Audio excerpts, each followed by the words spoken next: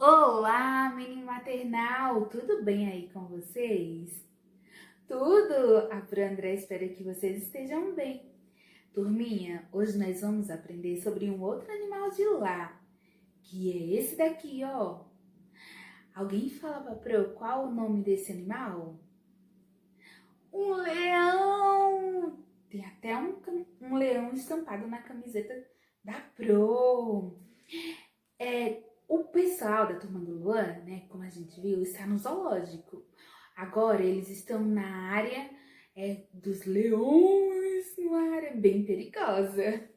E quem está observando o leão é o Luan e a Teresa. Vamos pegar a folha de número 13 e observar? Nesta imagem, o Luan e a Teresa estão na ala dos leões, que foi a parte do zoológico que eles mais gostaram. Olha o que o Luan está falando. Que juba grande o leão tem! E a Teresa está fazendo uma pergunta. Será que existe leão sem juba? Então, turminha, há leões com pouca juba ou pelos bem ralos. É, Porém, só os leões machos que têm juba. As leoas não têm juba. Vamos observar bem essa imagem, se há a diferença entre eles. Como vocês podem ver, olha, está o papai, que é o leão, ele tem juba, ele é mais peludo. A mamãe leoa, ela não tem juba. E os pelos dela, ela é mais ralo. E tá vendo o filhote? Ele ainda não tem juba. Mas quando ele crescer, ele vai ter juba sim. Então, quantos leões tem aqui nessa imagem? Conta aí. Estão contando? Então, a Pro vai ajudar vocês. Então, vamos lá comigo? 1, 2, 3.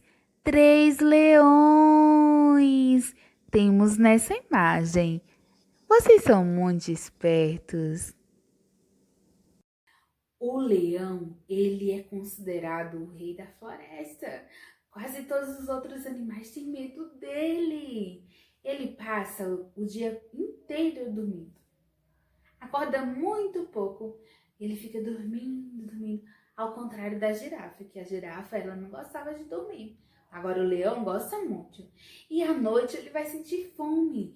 E ele sai para procurar o alimento. Ele gosta de caçar. E só que tá tudo escuro na floresta à noite. Como será que ele faz para encontrar os animais para poder comer? Ele usa o nariz. Ele sai cheirando, cheirando para procurar uma presa para ele comer e se alimentar. O leão, ele gosta muito de carne, por isso ele come os outros animais da floresta.